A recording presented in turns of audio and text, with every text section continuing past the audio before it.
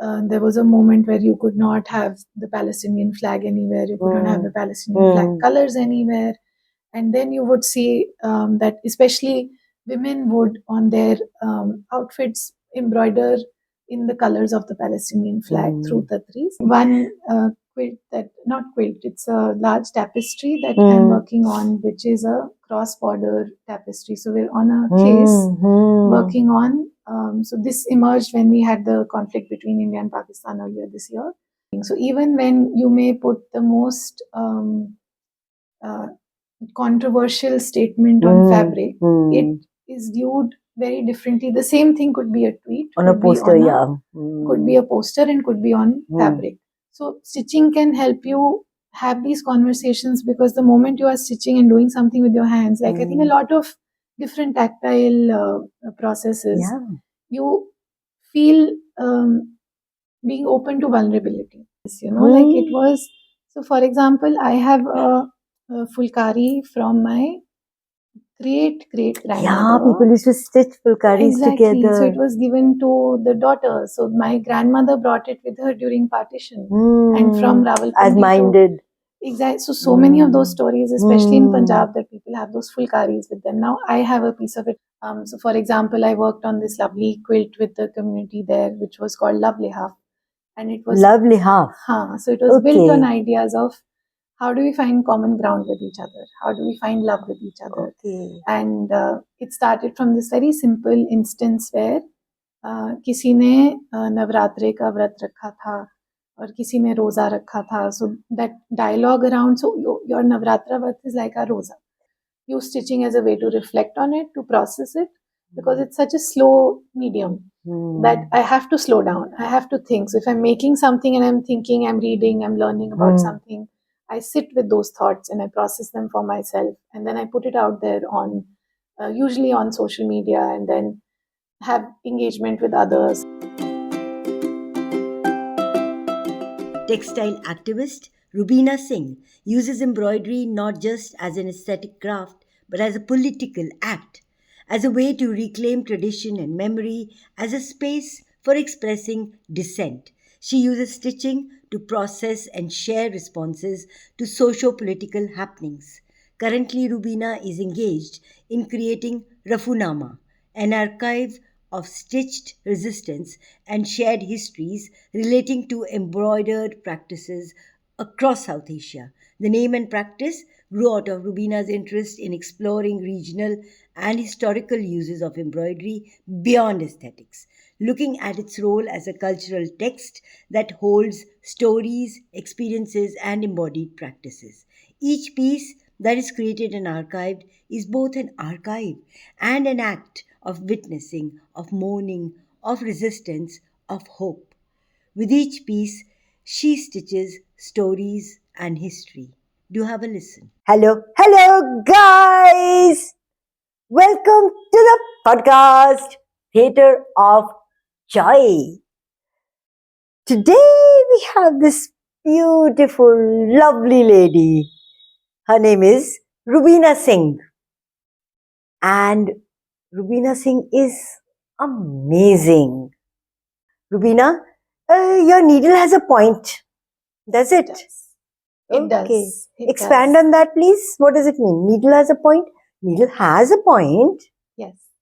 So for me, how's your needle different? My needle is different because its point has a point. It has a point to make. Okay. And it's not just a point as an entity. So I try to make a point with the way I use my needle. And that's what it's about. And the needle is like the needle, thread needle. Yes, thread needle. I work with textiles and fabric. And please tell us about your work. What do you do? Do you just create beautiful stuff for people's walls, and you have exhibitions, or do you create? People now creating earrings and things also. You do all that? No, I do none of that. So the way. And did you learn it from your mother or grandmother? No, I incidentally learned it in school. It was the first time I learned it. Our school used to make us. So I was in a girls' Catholic school, and they used to have these. I think they were called like craft classes or something. I know. I did too. And as a woman, you're expected. The boys didn't have to do it. Of course. So we had it, and all of us had to learn different, like stitching, knitting, all of that. So I actually learned first in school, and not really from my mother or grandmother. I knew my mother did stitch. She had made like lovely embroidered tablecloths and things that I'd seen like around the house. But I learned it first in school. So that was how I started, and then I didn't do it for a while, and then I picked it up again, I think when I was maybe in college. When I started knitting, I started stitching and making things that I liked. So whether it was poetry, whether it was small fabric pieces for friends, things that I wanted to talk about, things that I wanted to share. So I started stitching again, and then I slowly realized it was something that gave me a lot of peace and gave me a lot of calm while I was stitching, and I was able to say things in a way that were being understood differently. It was a different way of communication than just verbally saying something. And it was interesting to see how people engaged with that. And it was seen as like a little unexpected, that textile doesn't feel that threatening. It doesn't feel, you can say tough things in a very gentle way and a very, you can be provocative without people being that easily provoked. So it was an interesting medium, and it was something that I was able to bring. So I work in the human rights space. I've been. So I'm coming to that. Okay. So when did your needle acquire a point? I think it's been maybe 7-8 years. It's been some time, and I had always struggled. So my work primarily is in the field of ending violence against women and children. And I would see that every time I was in that space, every time I would be hearing a lot of very painful stories and very painful experiences, and trying to find ways to either prevent it from happening or find ways of redressal, that I would feel myself very, very burdened, very burnt out very quickly, struggling a lot with my emotions around that, and also feeling very helpless at times, that because the problem is so big. You did also work with the human rights in the human rights space. Yes, I still do. So I've been I started out in Chandigarh, and I've been working with different kinds of organizations, different kinds of spaces where we look at different ways of working to ensure that people are able to exercise their human rights in different ways. And right now, for example, the last couple of years, I'm working with a philanthropic fund where we support other organizations working to end violence against children, and more specifically, childhood sexual violence. So all of this work ends up being very heavy for one, that it's very, you hear a lot of pain in day to day. So stitching for me then became a solace for myself, where I could process these things, and also a way that I could talk about some of this in a more conversational manner, in something that was more inviting for people to engage with, because not everyone wants to keep hearing, how difficult it is, how challenging it is, how many things are going wrong in the world. But stitching invited different ways of getting people to engage, of being able to have conversations, to learn from others. So how did that happen? You were stitching on your own, and how did other people kind of engaged with it? So it started. So when I started stitching, it would be very private. Like I would make things for myself, more for my mental peace. And then I started sharing it with friends. And then slowly, I think maybe 6-7 years ago, I found Instagram, and that became a platform for this. So I was able to make pieces around different things that I was feeling strongly about around me, whether it was when the anti-CNRC movement was happening, whether it was when the farmers movement was happening, or generally so much that we saw during COVID, and till date, like anything that moves me. Most recently, we had these incredible young people in Punjab University who've led these protests that actually got the government to back down. So anything that moves me, anything that makes me question, I would use stitching as a way to reflect on it, to process it, because it's such a slow medium that I have to slow down. I have to think. So if I'm making something and I'm thinking, I'm reading, I'm learning about something, I sit with those thoughts and I process them for myself, and then I put it out there on, usually on social media, and then have engagement with others. Somebody will comment, somebody will DM, somebody will have a conversation around it, that, oh, what's happening, what is going on, or this is not right here, or anything. It's a dialogue. It doesn't have to be that, oh, just like it and move ahead, but finding ways that it can provoke a conversation.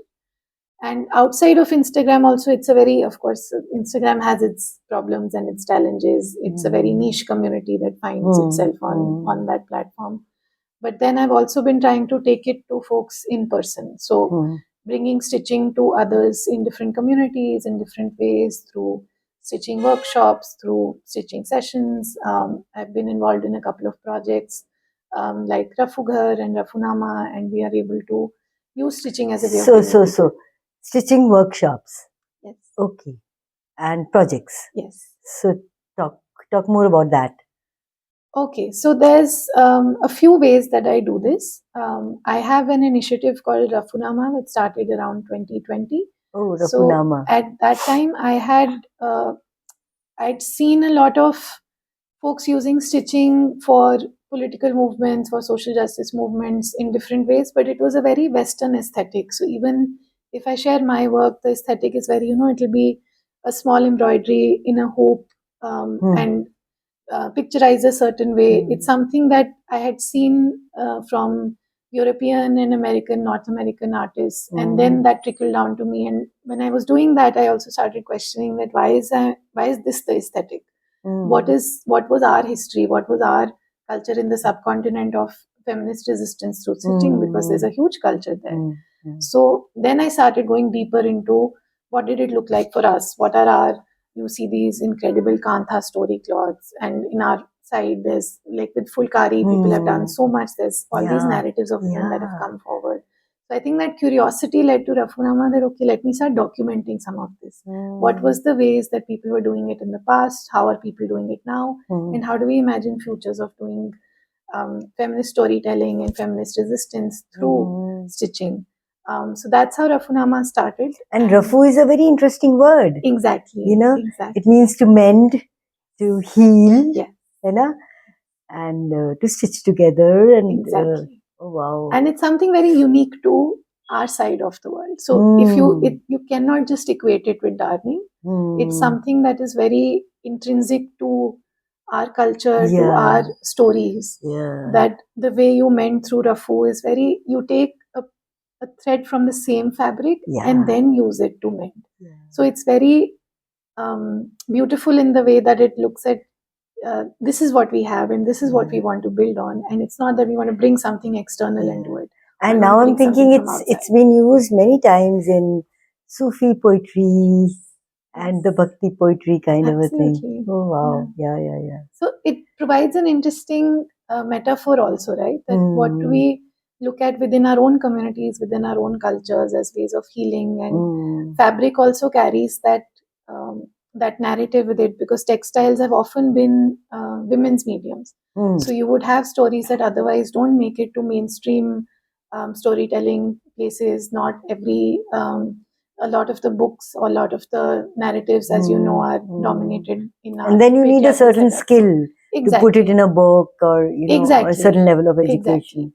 And also there are dynamics of caste at play, different religions, that who had access to these mediums. But stitching and fabrics was something that a lot of people had access to who did not have access to a lot of other things. And till date, it's something that is a much more accessible way of telling your story as opposed to just writing or speaking. Or now I think with social media, it's become videos and audio narratives are taking front as well. So I think for me, that's how stitching became a very interesting medium to work with, and then exploring how we've done it historically and how do we do it now in our own way.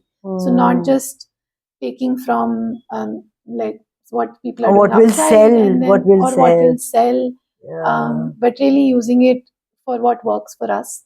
So even our sessions, for example, are very like with I was with a project called Rafugar, which was a very, very beautiful project. It still is. And it was started by Compassion Contagion and Yellow Streets, and lots of lovely people involved in that project. Compassion Contagions.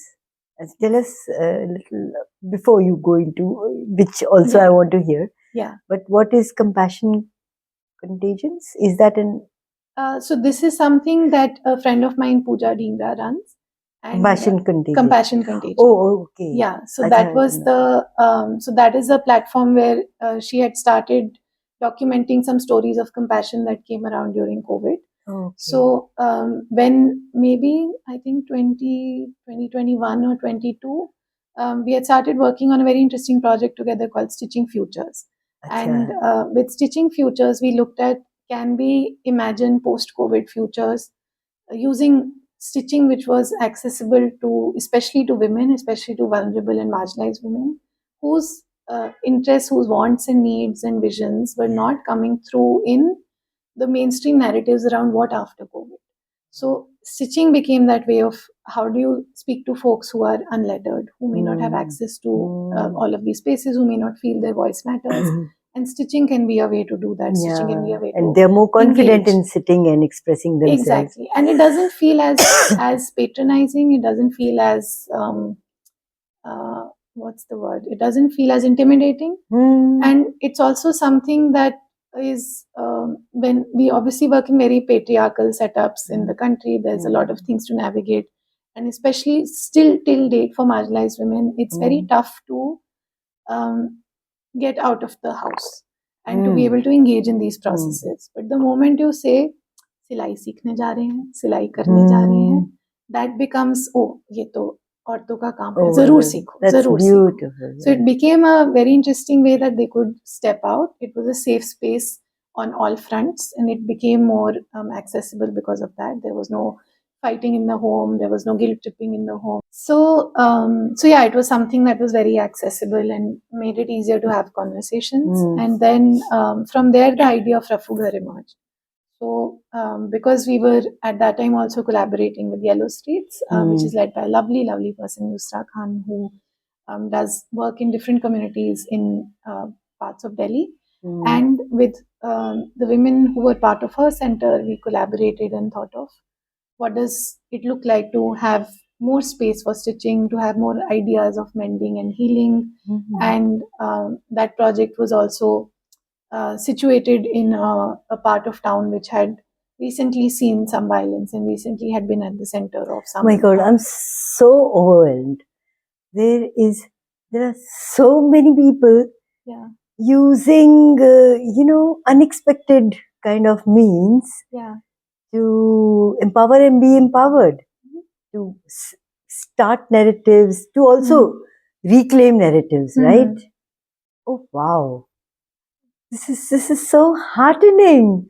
All the negativity around and all the news or stuff that we hear about how the world is going to hell in a handbasket kind of thing. It's amazing to find, oh my goodness. Continue, please. Sorry I was like... It is a lot. And it's amazing. And it's been like a lot of people involved in this. And so over the last couple of years, Rafugar has been doing some great, great things. It's been a platform where folks from Hindu communities, Muslim communities have come together. Stitching has been a medium of conversation, of dialogue. So for example, I worked on this lovely quilt with the community there, which was called Lovely Half. And it was... Lovely Half. So it was built on ideas of how do we find common ground with each other? How do we find love with each other?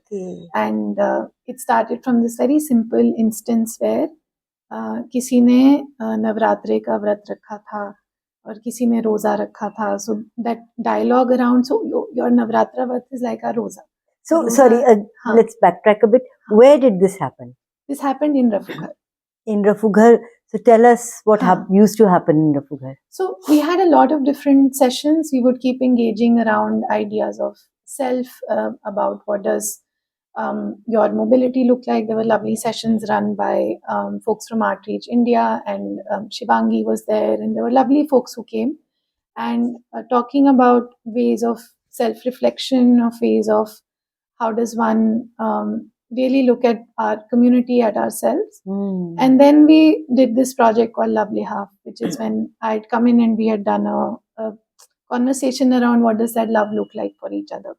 So warm like a half. yes, Huh? it was that was the idea, and it was something that we were hoping to actually stuff a rajai in and then sit in it in the winter. And so one of the pieces, for example, was people imagining like spaces of rest for each other, spaces of leisure, offerings of food. That if you somebody, for example, had shared a story that as a child I was not given enough food, and I was not because I was a girl. All these things happened, and somebody for them stitched a full plate of food. So that idea of connecting with each other, of gifting each other those moments of love. Wow. And that was just really, really heartening. Oh my God, love this Lovely Half. I wish we could go into families, where families could sit together and create halves for each other. You know, a way of connecting, self-reflection, of course, but gifting, right, which doesn't happen, which is, you know, we're always looking at how this person hasn't helped me enough, or this is what is wrong. But all that can be, you know, nicely warmized. Oh my goodness. A lovely, lovely idea. And we used to have this, you know, like it was, so for example, I have a fulkari from my great grandmother. Yeah, people used to stitch fulkaris together. So it was given to the daughter. So my grandmother brought it with her during partition, and from Rawalpindi. As minded. Exactly. So many of those stories, especially in Punjab, that people have those fulkaris with them. Now I have a piece of it. My brother has a piece of it. So it's something that carries the love of our ancestors and our family. You also see this a lot with Kantha in West Bengal, in Bangladesh, that you take the old fabric, new babies being born, take old saris, old dhotis, make a soft, loving thing for them and for them. And imagining also very future forward. So imagining new futures for your loved ones, imagining and safety, stitching them in. Exactly. So I think that comes across, and you feel it in the fabric. You feel it you feel that love in there. And that's been something like, so coming back to what we were doing at Rafunaama, it's something that's been so intrinsic to our culture and to our world, and in different parts of the subcontinent especially. So it's something that I wanted to look at, I wanted to document, and now something I want to help facilitate more of. So what we're doing at Rafunaama now, for example, is we had a series of grants out for young artists who want to work with fabric, who want to work with textiles, who want to talk about ideas of healing and mending across social boundaries, across different spaces, and being able to support them with, because money is it is a necessity. There's no way around it.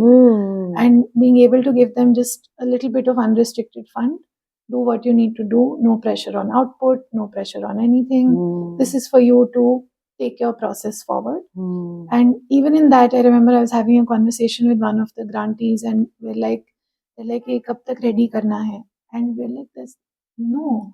You don't have to ready anything. Oh my goodness. You don't have to what give a anything." gift. What a gift. And I remember them being shocked that, "Oh, you don't want an output." And we're like, "No, your life is the output. Like, what will you do with one piece? That it's not, there's no point in putting these things in galleries that only 5 people see or 10 people see and then go back to their spaces. It has to be more publicly accessible. It has to be, that's the purpose of art. And the process has to be shared. Exactly. So that they do it in their families, in homes or whatever. And to be able to have conversations around it. That it's the other thing I love with stitching is that it's a great tool for conversation. So I do these sessions around called secular stitches, which invites people to engage. Secular. Like so as in S-E-W. Yeah. It's like a mix of secular and secular. So you'll see the wordplay in my life. I see that, your wordplay.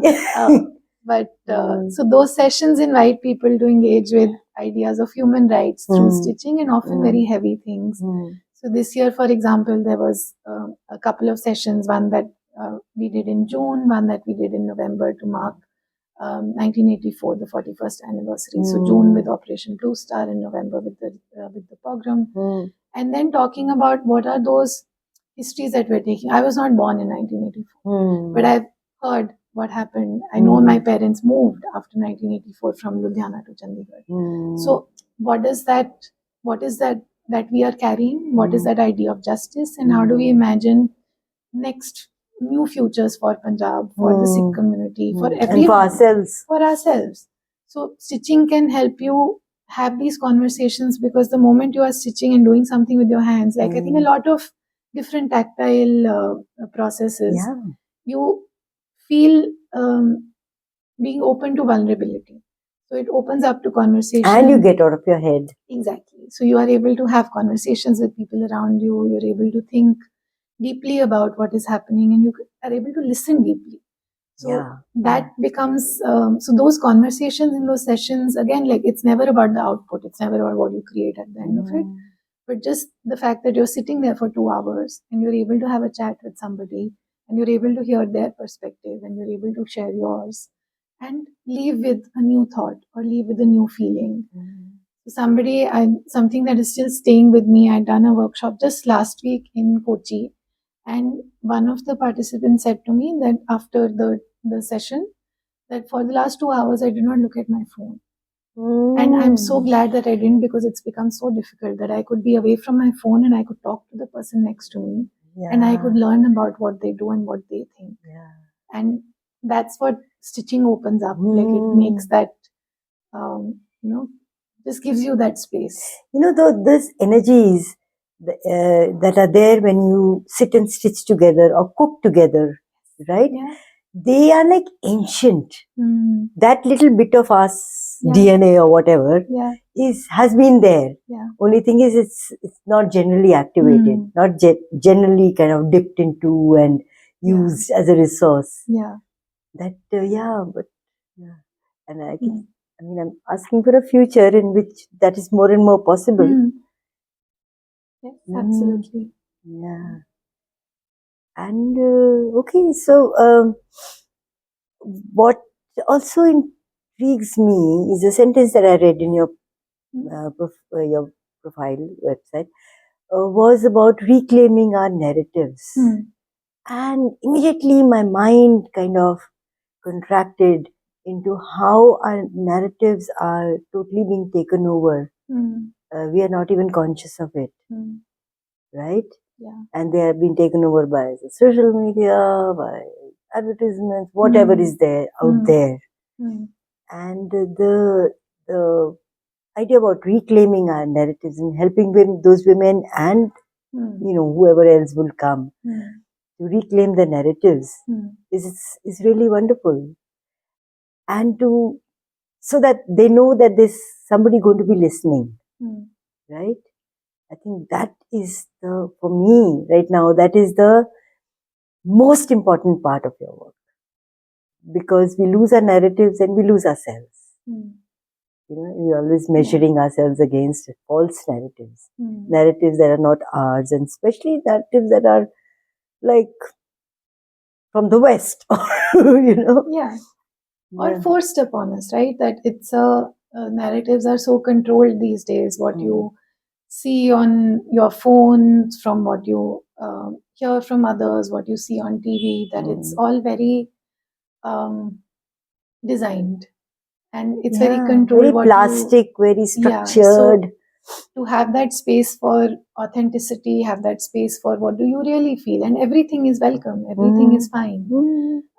So it has to have that space. And I think even with the idea of reclaiming narratives, that it's I am nobody to let you reclaim your narrative. It's for you to claim.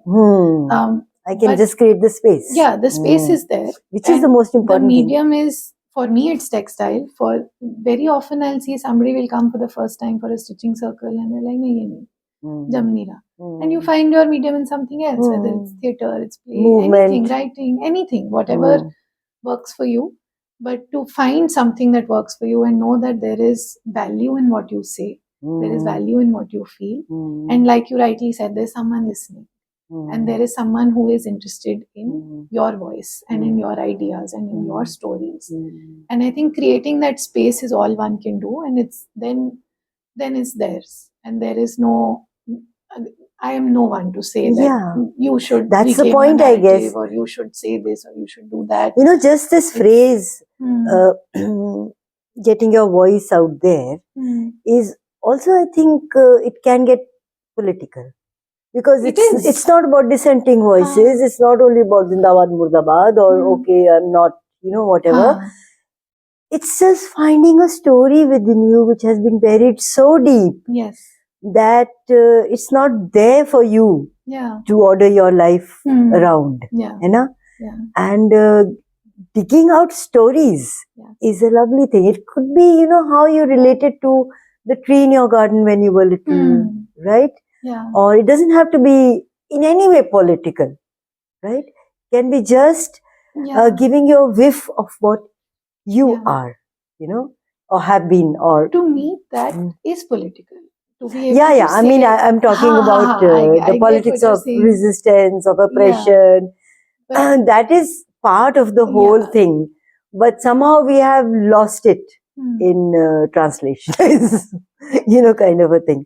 And also, it's a like it's something that just being able to be able to share whatever you feel, irrespective of, like you said, where it lies on the political spectrum, or with respect to movements or anything, that to just have that space to say it without being fearful, without being criminalized for it, without being told or cancelled or whatever. That I think that space is very, very important. And to be able to, how one does it is different, but it's always the freedom one feels in being able to, not self-censor. I mean, of course, sometimes I believe you should self-censor, but to not have to worry about even simple things. Sometimes, with even if you see my artwork, there's oftentimes I look at it and I feel like it's very reductive. Like it boils down a very complicated, very complex moment or a complex narrative or movement into something that I'll write very simply. And that also becomes that it should not, people get riled up with it. And I'm like, what I've said is so innocuous. Like it's so, it's not really, like it's not shifting the needle anywhere, but it riles people up, and it'll get like, I'll get some threat and something happens. Which makes me curious. कि क्या है, मतलब इससे तो कुछ हुआ भी नहीं, और आप इतना इसको मैंने सैनिटाइज करके डाला, एंड उसमें भी that to be able to have that freedom to just say it and be like, what is it, what have you lost if you have read something online and you just don't agree with it. So which makes me curious about earlier I cut you in when you were saying that everything is political. So what were you saying? I think I was just saying that this is because it's in the whole context of where we've come just now. Being able to say what comes to you, or to tell your story, and to be able to voice your opinions. I think that in itself is without putting it into a pigeonhole or and branding it. Especially for women, especially for people from marginalized communities, that you are often silenced by the systems around you. And to find a space where you can share your narrative, where you can share your stories, that in itself is a political act. So we are also at a time that, for example, when the CNRC movement was happening, there was so much was happening with that movement. But for me, a moment was so strong that there was a lot of artwork that came out.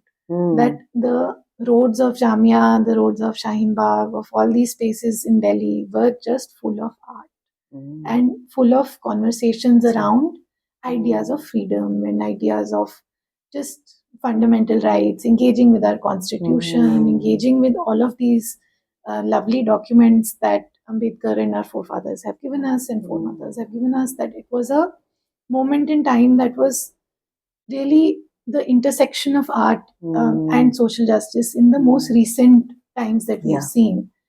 And to see when COVID happened, for the first thing when the lockdown was done, was that these artworks were painted over.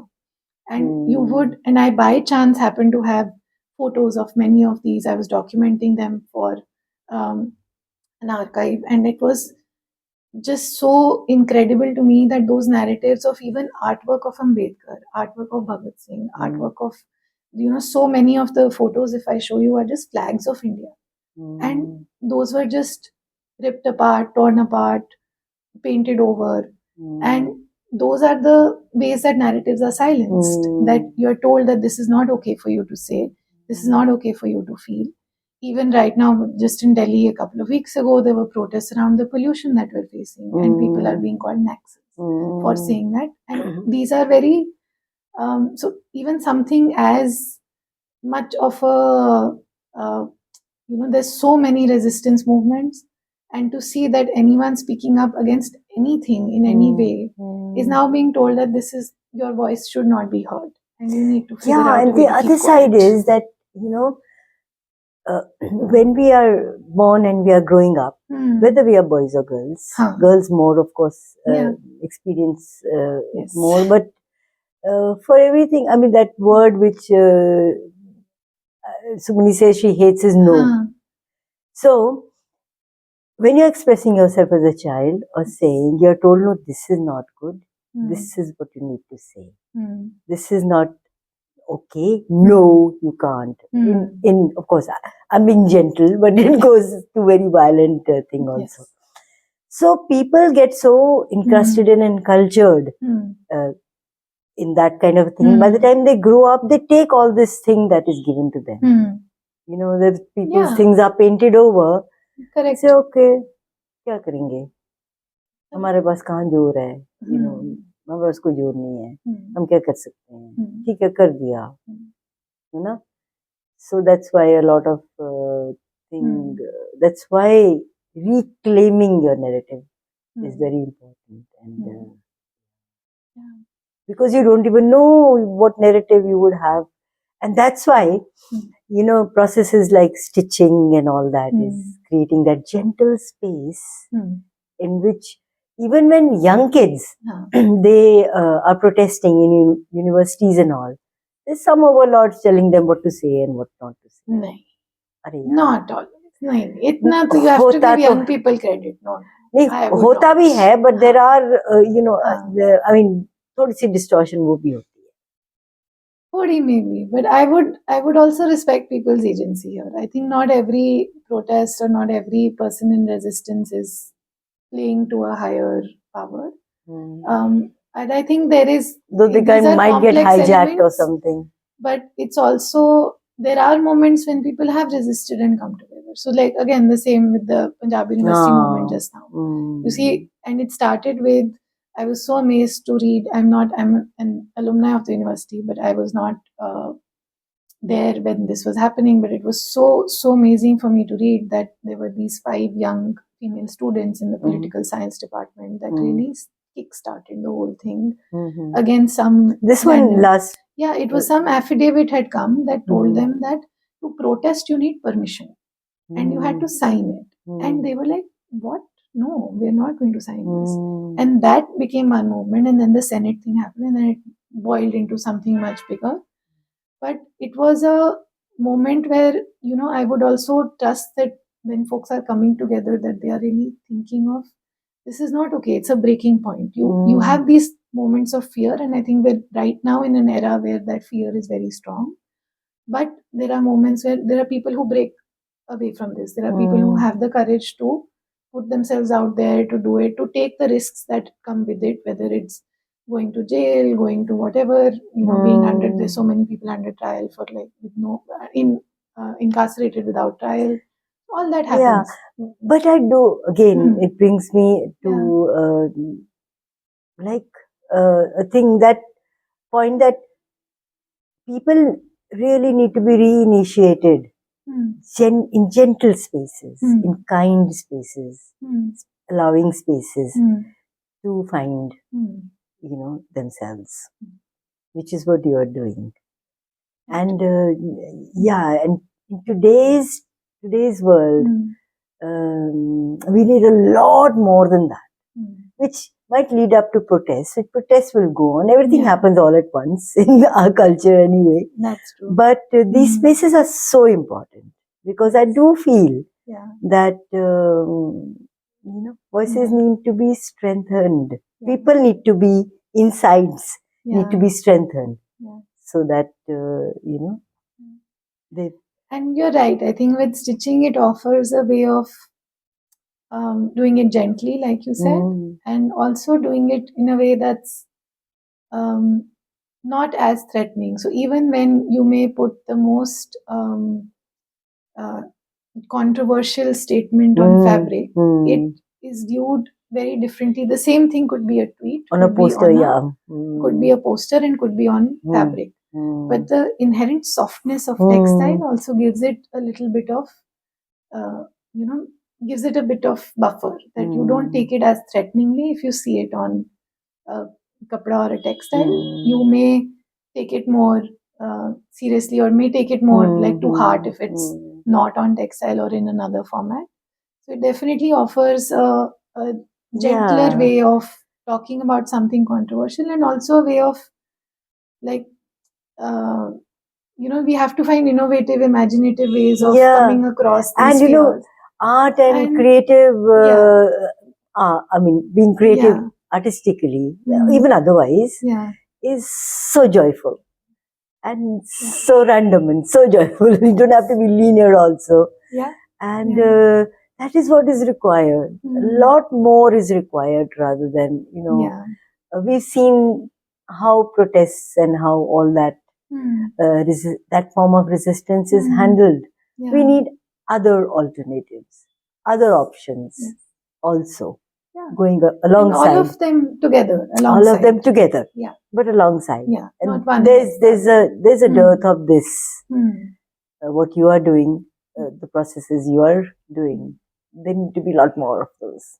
I hope so. That's the dream. I think even with Rafunaama, that's the dream that we can facilitate more artists to do this. We're now working with community libraries so that they can bring in these spaces into their communities, facilitating some residencies coming up. So being able to find ways that folks can really spread this around and to use this because firsthand we've seen the power of this in our lives. I've seen it in the sessions that I do, the people that I engage with. It's powerful. So it's lovely that it can go to different people, it can go in different ways, and it can also talk about things that are otherwise a little bit tough to talk about. So we have like difficult conversations. One quilt it's a large tapestry that I'm working on, which is a cross-border tapestry. So we're on a case working on, so this emerged when we had the conflict between India and Pakistan earlier this year. And it was a very violent narrative around us that hate them, othering, all of them, khatam kar do, ye sab, and it was happening in many circles that I engage with. So I'm otherwise in spaces where I would not hear this kind of violent language. So then this idea emerged that what does feminist resistance really look like? Because this whole Operation Sindoor and everything was given a very feminist color. But was it truly feminist? And what does it look like when you talk about this through a feminist narrative and through ideas of healing? And we're also coming into 80 years of partition next year. So what does that healing look like for us? Where have we reached in 80 years? So we started this cross-border idea of, having some sessions in India, some in Pakistan, some in hopefully Bangladesh, a few happening with diaspora in Kenya and the UK. And what does it look like to bring all of those ideas of healing together and imagining it together? And then being able to share this with people as a way of talking about it. That if I just go and say, we should be, we should not be in conflict with Pakistan, it's a very different conversation than if I present a quilt with or a case with people's ideas of what does healing look like? How do they imagine borders being different? And then using that for a conversation. So it's a very futures thinking model. It's a way to look at more on focused on healing than on hating and more focused on belonging than othering. So stitching can offer that space to do that and to bring people together and have those shared histories that we have so many of them and to be able to bring that collectively. Okay, so tell me about Tatris.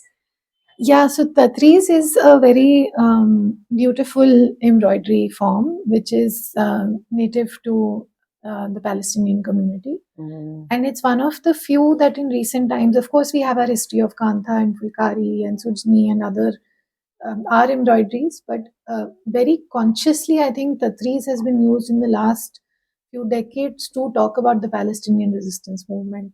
So you would see at that time when there was a moment where you could not have the Palestinian flag anywhere, you could not have the Palestinian flag colors anywhere.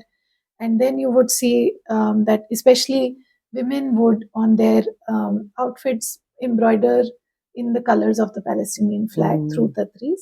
And then that would be its own way of resistance and its own way of saying, no, this is important to me, and being able to go around that forced silence that we were talking about. So Tatris has had that beautiful history. And even now, in the last couple of years, with everything that has been happening, it's been something that more and more people have been using and talking about what is happening in Palestine, trying to bring attention to it. And so we had recently done a Tatris workshop, for example, that we were talking about ideas of freedom for us. We're very far from Palestine. But how do you see the history of this medium and the present of this medium? And the core issues are the same. That how are you respected? Are you treated with dignity? Is your land and property treated with exactly? And are you being just having your basic human rights? And to be able to do this with the trees, which has such a rich history and has been used so beautifully by so many Palestinian artists, and just day to day, people are using it in their world and being able to reclaim that heritage and being able to hold on to that, especially for people who've been displaced, who are now in other parts of the world. It's that connect to the homeland. And like we were talking about the Fulkari that came over what is now Pakistan, that it's something that is, the textile becomes that connector and it becomes that way of and holding memory. The medium of, okay, this is me and this is important to me. Yeah. You know? So the trees has a lovely space there, and it's thank also, you for that. When you think of the future, these possibilities which are opening up now in many more places than Rubina is also connected with. There are a lot of people here are doing this kind of a thing, and international relations, instead of conclaves and conferences. But why can't this be part of huge World Economic Forums and all those kind of things where people sit and natter and connive and confabulate. But this is a possibility, and then suddenly you can give a color, a form, and a shape to the future. It's a possibility. Thank you so much, Rubina. Thank you. It's been such a joy. So amazing talking to you. Thank you. And so grateful for you. Thank you so much. I'm honored. Same. Thank you.